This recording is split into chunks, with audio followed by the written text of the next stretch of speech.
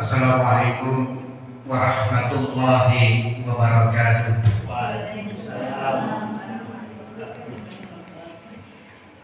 Innal hamdalillah nahmaduhu wa nasta'inuhu wa nastaghfiruh wa na'udzu billahi min shururi anfusina wa min sayyiati a'malina may yahdihillahu fahuwal muhtadi wa may yudlil fala tajida lahu waliyyan mursyida. Asyhadu an la ilaha illallah wahdahu la syarika lah wa asyhadu anna Muhammadan abduhu wa rasuluh. Allahumma shalli wa sallim ala Muhammadin wa ala alihi wa ashabihi ajma'in. Bapak Ibu yang dirahmati Allah, kita sudah memasuki hari 10 hari yang kedua. Jadi setelah 10 hari yang pertama kita sudah masuk 10 hari yang kedua. Alhamdulillah, saya ingin meneruskan dari ceramah-ceramah terdahulu. Jadi tentang ulul albab, kita ditantang oleh Allah dengan beberapa kode-kode dari Allah, ayat-ayat dari Allah, untuk kita pikirkan kode-kode itu. Dan kode-kode dari Allah itu, yaitu disebut dengan ayat. Saya ingin menyampaikan, ingin mengungkap struktur kuantitas matematis dalam Al-Quran. Jadi Al-Quran ini juga bicara matematika. Dan matematika sebagaimana kita ketahui adalah ya pelajaran umum untuk anak-anak kita yang sekolah dulu. Kita juga belajar matematika. Yang anehnya adalah ketika kita belajar matematika, ada sebagian pihak yang mengatakan belajar matematika itu gak penting karena itu bukan ilmu agama. Padahal Al-Quran banyak menggunakan kode-kode matematis. Kalau kita nggak punya ilmu matematika, ya kita nggak bisa terangsang dengan ayat-ayat yang matematis itu. Salah satu contoh ayat, kita tidak bisa menggali pemahaman tentang ayat 30 dalam surat Al-Mudaththir. Di sana Allah berfirman, alaiha tis'ata asyara. Di atasnya itu ada 19. Apa makna dari alaiha tis'ata asyara? Di atasnya ada 19. Berbagai tafsir mengartikan alaiha tis'ata asyara itu 19 malaikat. Saya tidak, ya itu tidak salah, tapi bagi saya yang punya background matematika, sarjana saya adalah sarjana matematika, itu ilmu umum. Ada yang mengatakan ilmu umum nggak penting, seperti ilmu agama. Ilmu agama itu kayak apa? Jadi ilmu umum itu ya matematika. Kita nggak bisa memahami alaiha tis'ata asyara itu. Di atasnya 19. Apa maknanya?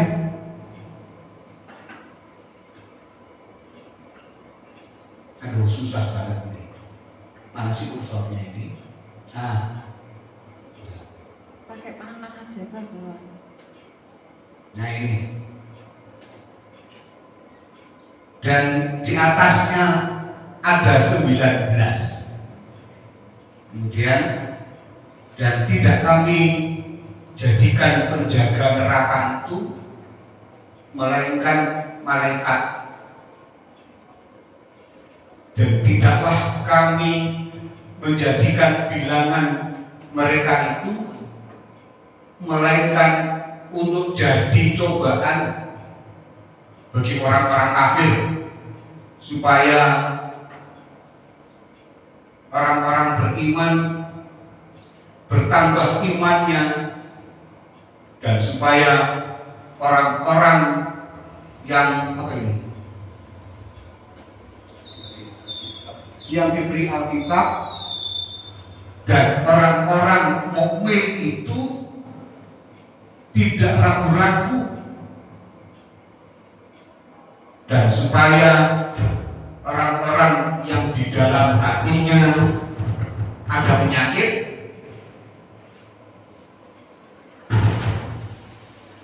apa ini?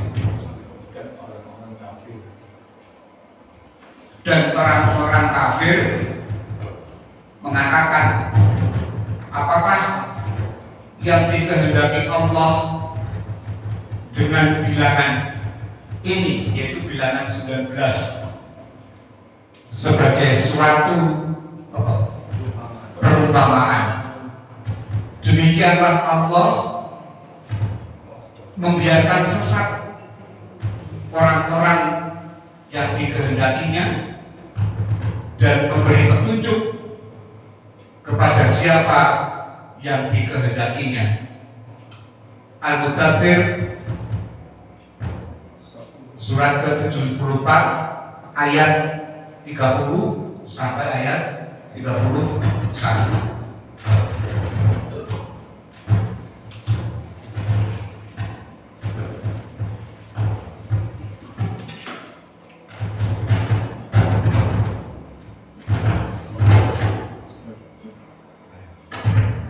Kemudian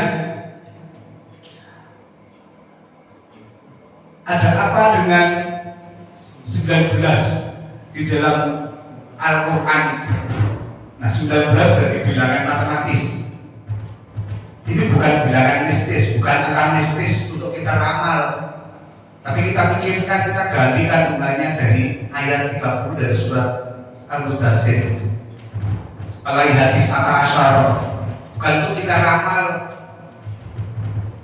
untuk kita tombok, itu ogel, bukan.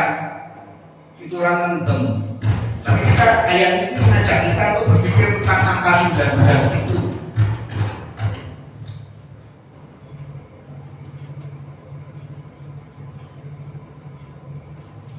Angka 19 adalah bilangan prima. Bilangan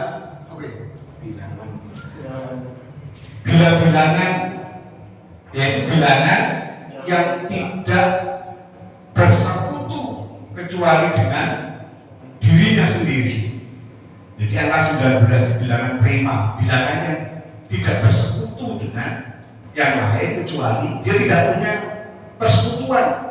Jadi kita belajar matematika, bilangan prima itu tidak punya sekutu, tidak bisa dibagi dengan yang lain kecuali oleh dirinya sendiri. Angka 19 itu menunjukkan apa? Ketauhidan. Allah itu tidak bersekutu dengan yang lain. Jadi kalau persekutuan, dalam kita belajar matematika, persekutuan, bilangan 19 tidak punya sekutu. Banyak bilangan prima itu ada 11, 13, 17, 19 dan seterusnya. Tapi dalam Al-Quran digunakan angka 19. Kemudian yang kedua, dari sekian bilangan prima yang banyak, mengapa dipilih 19?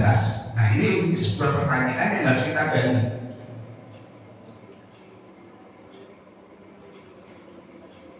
Belas itu terdiri dari angka 1 dan angka 9. Dalam konsep numerik Arabik,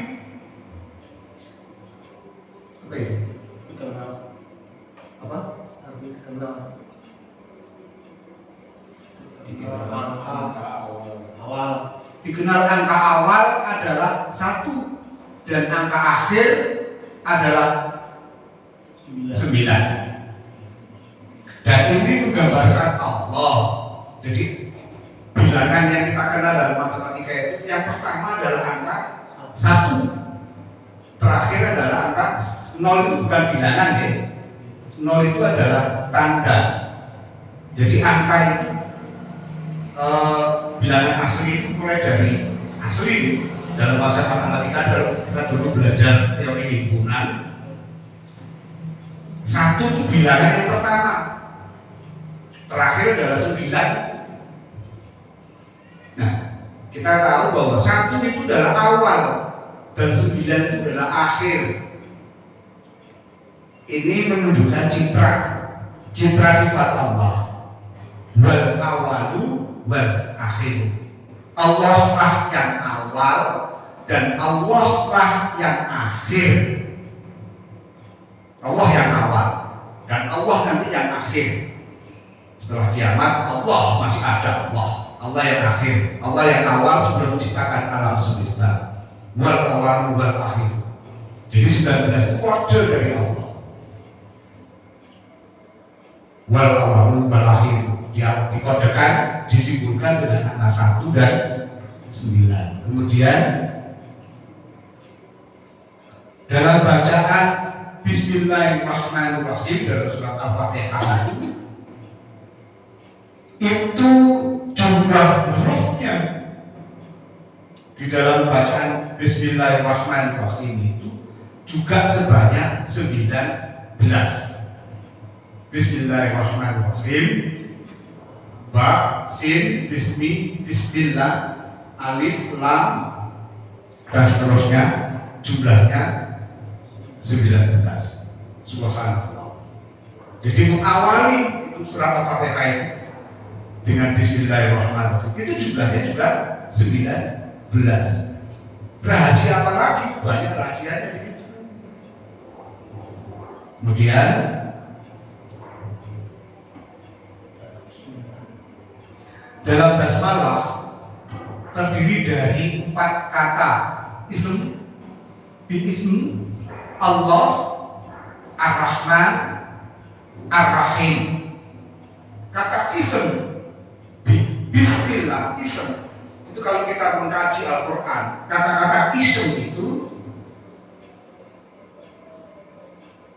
dipakai di dalam Al-Quran itu sebanyak 19. Kata ism itu 19 kali disebut di dalam Al-Quran. 19 ism. Kemudian kata Allah itu digunakan sebanyak 2698 kali, dan itu ternyata bilangan ini habis dibagi 19, yaitu kelipatan berapa itu? Kelipatan 142 kali 19, habis dibagi 19. Kata Allah itu habis dibagi 19. Kemudian kata Ar-Rahman, Bismillahirrahmanirrahim. Ar-Rahman, kata Ar-Rahman dipakai di dalam Al-Quran sebanyak 57 kali.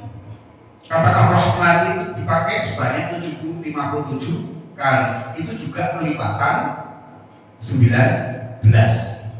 Kata Ar-Rahim dipakai sebanyak 114 kali. Itu juga kelipatan 19.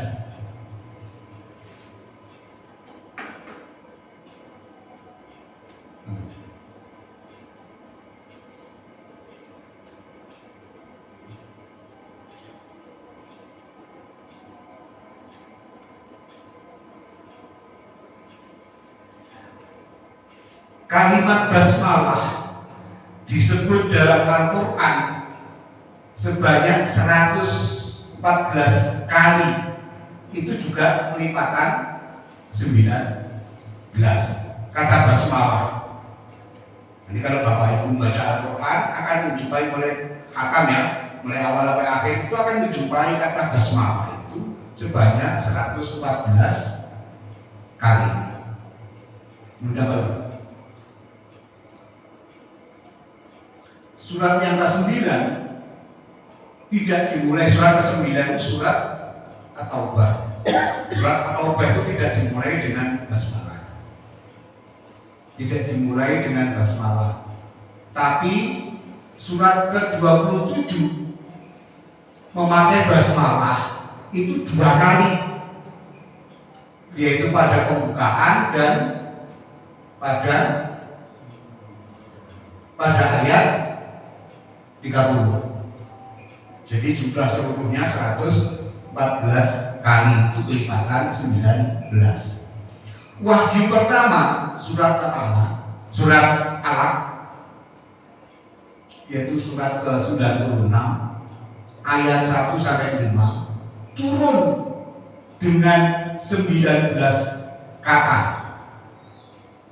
Hitung saja nanti di rumah kita menghitung.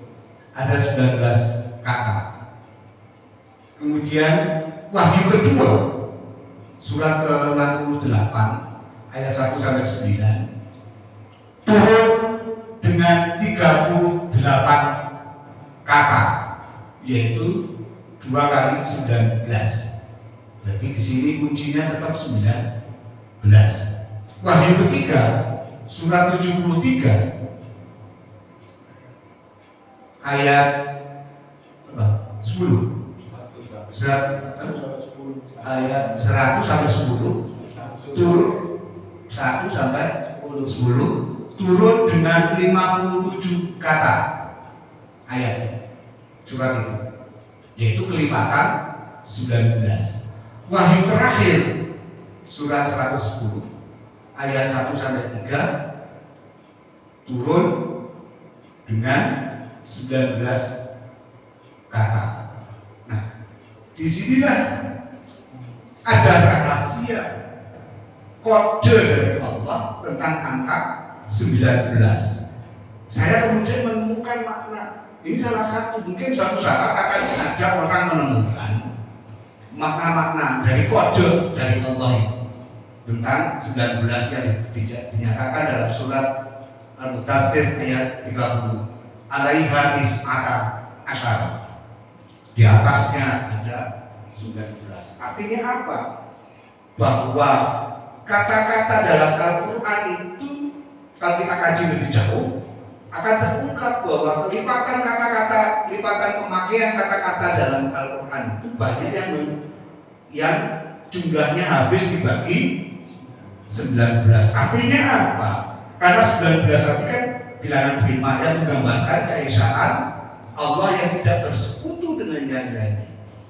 Sehingga kita menjadi yakin beriman kepada Al-Quran dengan iman yang benar, bukan iman supaya iman bukan harus dengan ilmu. Jadi seperti ini ilmunya, bahwa ayat-ayat itu, kata-kata dari Al-Quran itu semuanya habis, penggunaannya habis dibagi 19. Artinya bahwa itu semuanya dalam lingkup keesaan Allah.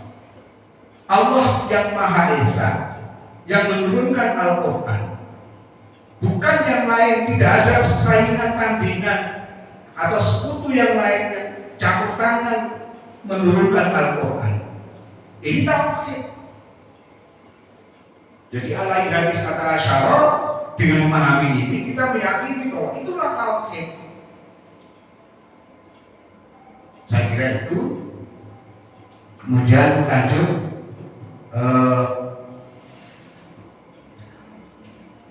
dari paparan di atas dapatlah kita nyatakan bahwa Al-Quran itu diturunkan secara cermat dalam apa? Dalam modulo 19 atau kelipatan 19. Maknanya seluruh huruf, kalimat dan jumlah dalam susunan redaksi Al-Quran itu terserat dalam penjagaan Allah dengan dengan sistematis dan struktur kuantitatif matematis yang rumit tapi rasional, sehingga sulit dibantah kebenarannya dan sulit dipalsukan. Angka 19 itu sebagai segel keotentikan Al-Quran. Itu segel mengunci itu keotentikan Al-Quran. Jadi kalau ada orang meragukan Al-Quran, ya saganya angka 19 itu. Kemudian telah sempurna kalimat Tuhanmu Al-Quran dengan benar dan adil. Tidak ada yang dapat mengubah kalimat-kalimatnya, dan Dia Maha mendengar lagi Maha mengetahui. Nanti dicek pada surat Al-An'am ayat 115.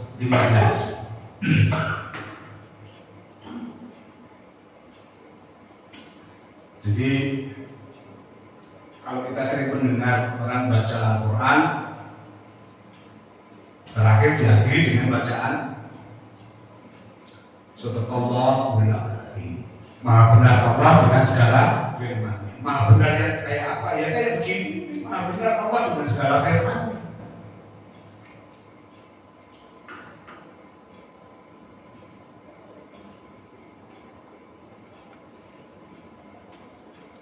Nah,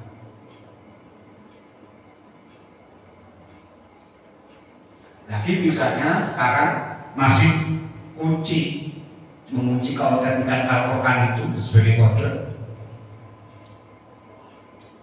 Misalnya dalam beberapa surat itu diawali dengan huruf-huruf hijaiyah. Kalau kita membaca surat Al-Baqarah misalnya, kita menjumpai di ayat pertama adalah berbunyi Alif Lam Mim. Ternyata setiap huruf hijaiyah, beberapa surat yang memakai huruf hijaiyah itu maksudnya adalah, kalau saya memahami, itu sebagai password untuk kita bisa memahami isi dari surat itu. Lebih lanjut, password itu kan bukan kalimat, bukan kata. Kalau kita punya aplikasi di HP, di komputer, kita suruh memasukkan pada kunci yang namanya password. Nah, password itu apa kalimat? Bukan. Simbol-simbol, entah huruf atau angka, untuk bisa masuk ke dalam aplikasi itu. Kita bisa menggunakan aplikasi itu. Nah, beberapa surat itu juga menggunakan kode-kode password untuk bisa masuk ke dalamnya. Surat Al-Baqarah misalnya menggunakan Alif Lam Mim. Ternyata Alif Lam Mim itu ini salah satu, mungkin satu saat akan ditemukan orang apa maknanya Alif Lam Mim. Maknanya apa? Di sini saya menemukan bahwa alif itu di dalam surat Al-Baqarah itu dipakai oleh Allah dalam menyusun redaksi dan beberapa ayat-ayat dalam surat Al-Baqarah itu. Alifnya sebanyak 4.520.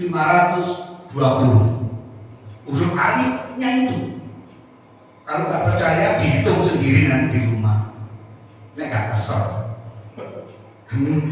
Surat Al-Baqarah mulai Alif Lam Mim sampai terakhir itu huruf alifnya ada berapa? Ternyata dipakai dalam surat itu 4.520. Kemudian huruf lamnya itu dipakai sebanyak berapa? 3.202. Huruf mimnya dipakai di dalam surat Al-Baqarah. Huruf mimnya dihitung nanti kalau nggak capek sebanyak 2.195 kali huruf mimnya. Total penggunaan alif dan alif lam mim itu totalnya adalah berapa? 9.899. Subhanallah. Dan itu ternyata adalah bilangan penggunaan huruf alif lam mim itu jumlahnya habis dibagi 19. Inilah mukjizat Al-Quran. Ayo sekarang kita siapapun coba nulis dulu U. Diniatkan untuk huruf alif, huruf A-nya sekian, huruf B-nya sekian, huruf C-nya sekian, huruf D-nya sekian. Itu kasar nulis. Makanya inilah bukti bahwa Al-Quran itu mukjizat. Al-Quran itu benar-benar firman Allah. Tidak ada orang yang bisa menandingi, membuat tandingan Al-Quran. Kemudian lagi,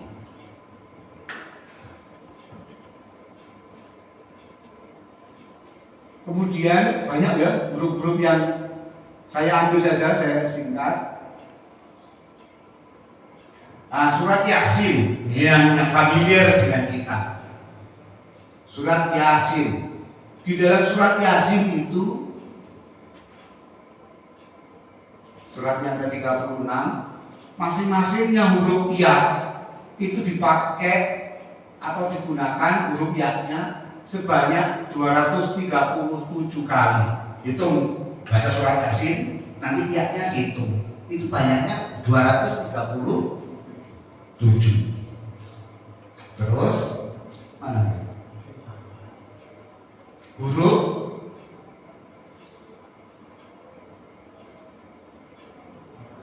Huruf sinnya sebanyak 48.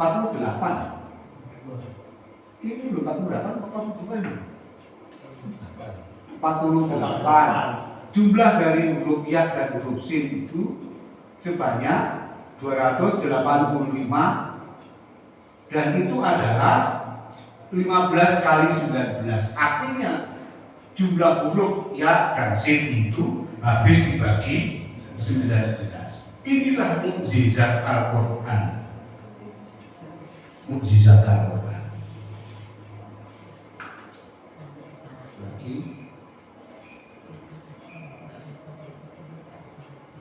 Saya langsung ke mana ini? Kamu berikutnya kok nggak ada ini? Tolong.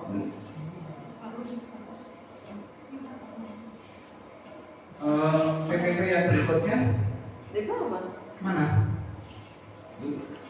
Diklik yang bawah, yang gambar PPT itu merah. Mana? Tidak tahu ini. Mana? Ini. Hah? Iya, pas. Oh ini. Nah sekarang ini. Bisa dibesarkan jangan bawahnya. Nah sekarang kemukjizatan Al-Quran dari segi keseimbangan redaksi atau jumlah kata. Di redaksinya, redaksi keseimbangan jumlah kata. Ini di zoom aja biar kelihatan.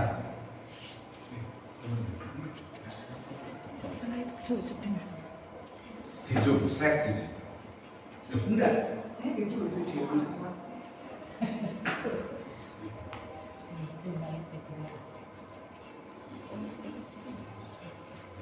Ini saya merujuk pada beberapa referensi ya.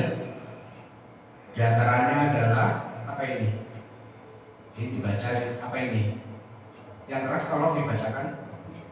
Mukjizat Al-Quran. Mukjizat Al-Quran ditinjau dari aspek kebahasaan, isyarat, ilmiah, dan pemberitaan gaib. Itu dari Rusia. Kemudian Fahmi Basha, 1 million fenomena, good news for modern apa ini? Man. Kemudian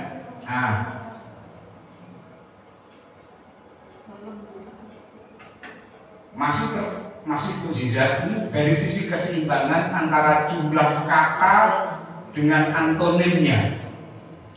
Antonim itu apa? Lawan kata. Di dalam Al-Quran itu kata al-hayat yang artinya hidup, lawannya adalah al-maut, mati. Ternyata disebut dengan jumlah yang sama 149 kali. Kemudian kata an-naf An-naf itu manfaat. An-naf manfaat. Lawan katanya adalah al-mudarat. Mudarat disebut sama sebanyak 50 kali. Kata al-har yaitu panas. Lawan panas adalah dingin. Apa itu? Al-bar yaitu dingin. Lawan katanya disebut sebanyak 4 kali dalam Al-Quran. Kemudian as-solihat yaitu kebajikan. Lawan katanya adalah as-sayyi'at yaitu keburukan, disebut 167 kali. At-tuma'ninah yaitu ketenangan atau kelapangan. Lawan katanya adalah adib yaitu kekesalan atau kesempitan. Jadi orang yang sholat tuma'ninah itu beda dengan orang yang sholat yang disebut di situ sebagai apa itu? Adib, kesal, sempit. Dia merasa ogah-ogahan sholat. Orang yang tuma'ninah sholatnya khusyuk, tuma'ninah dia akan tenang mendapat dengan sholatnya, dia akan memperoleh ketenangan dengan sholatnya. Kalau dia nggak tuma'ninah dalam sholatnya, ya dia akan memperoleh kesempitan dada. Aku ya sholat tapi kok saya sumpah. Nah itu soalnya kan kita nggak khusyuk, nggak tuma'ninah dalam sholat. Nah, ini penting agar kita dalam sholat itu tuma'ninah. Kemudian kata ar-rahbah yaitu cemas. Lawan katanya adalah ar-rahbah yaitu apa itu? Harap ingin, disebut sebanyak 8 kali, sama penyebutannya. Terus kata kufur yaitu kekufuran dalam bentuk definite. Dan kata al-iman, lawannya kufur adalah iman, disebut jumlah yang sama 17 kali. Kenapa kata kufur dan iman disebut jumlah yang sama dan disebut sebanyak 17 kali? Sekarang untuk mengukur atau kriteria iman atau kufur, kenapa disebut 17 kali? Kita dalam sehari sholat itu berapa rakaat? 17. Kalau orang menjalankan sholat 17 rakaat, artinya dia rutin sholat 5 waktu 17 rakaat, itulah tanda orang beriman. Kalau dia meninggalkan 17 rakaat, berarti dia tidak beriman. Di situ disebut kufur. Kemudian kata kufur dalam bentuk indefinite dan kata iman disebut jumlahnya sama. Berapa ya? 8 kali. Kata as-saif itu musim panas, dan kata as-syita musim dingin disebut 1 kali. Kenapa 1 kali? Ya, di daerah-daerah bumi tertentu musim dingin dan musim panas cuma sekali-sekali dalam setahun. Musim dingin sekali, musim panas sekali. Kemudian lagi kata al-harf itu membaca cawang brujul. Ini jumlah kata, suatu kata dengan sinonimnya. Baca atau brujul itu sinonimnya di situ adalah azroah, yaitu bertani. Jadi brujul itu mesti bertani. Jumlahnya disebut sebanyak 27 kali. Kemudian kata al-ujub itu membanggakan diri. Itu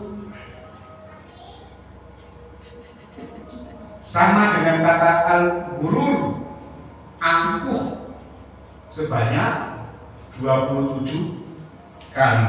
Ini yang tidak dikehendaki bagi kita harus menghindarkan. tersematnya kepribadian kita dengan kata ujub atau kata gurur, angkuh dan apa itu? Membanggakan diri, angkuh dan membanggakan diri.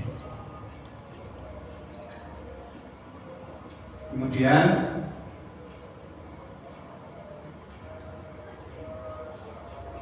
Abdalun, orang yang sesat, dan kata al-maut, yaitu orang yang mati jiwanya, disebut sebanyak 17 kali. Abdalun dan al-maut. Kemudian al-aql. Al-aql, kalau kita baca Al-Quran, kita akan menjumpai kata al-aql, Al-Quran, Al-Wahyu, dan Al-Islam. Kata Al-Quran, Al-Wahyu, dan Al-Islam disebut sebanyak 17 kali. Jumlahnya sama, 70 kali. Jadi Al-Quran, Al-Wahyu, Al-Quran, Al-Wahyu, dan Al-Islam. Jadi kalau kita menyebut, Maka di sini apa itu Islam? Islam itu ya Al-Quran, ya wahyu. Maka kalau ada orang mengatakan apa itu Islam, Islam itu sunnah, itu orang nggak punya ilmu. Al-Quran kok sunnah, itu nggak perlu kita ikuti. Itu sesat, menyesatkan. Ini di sini Al-Quran itu ya wahyu, ya Al-Islam. Jadi Al-Islam itu ya Al-Quran dan Al-Wahyu. Itu disebut sebanyak 70 kali. Kemudian kata akal. Akal adalah nur. Akal itu akal. Nah, ini, apa itu akal? Dan suatu saat akan saya jelaskan artinya akal itu apa. Akal itu bukan akal otak. Liru orang-orang, kamu nggak berakal, selalu menunjuk. Itu salah. Akal itu institusi dalam tubuh manusia yang tidak merujuk pada organ tubuh. Kalau merujuk organ tubuh itu otak, bukan akal. Akal itu nanti suatu saat akan saya jelaskan. Nah, orang yang berakal dia akan memancarkan cahaya, an-nur, kebenaran yang bercahaya, an-nur. Makanya kemarin saya jelaskan tentang ulul albab, kita ajak untuk kita gunakan akal pikiran kita agar kita ini bisa memancarkan cahaya dalam kehidupan kita. Jangan kita kemudian terkungkung dengan organisasi tertentu yang menyebabkan kita mati akal kita karena kita memperjuangkan golongan, entah itu golongan A atau golongan B, kelompok A atau kelompok B. Nah, itu sudah tidak benar. Gunakan akalnya. Kemudian apa lagi? Kita langsung teruskan.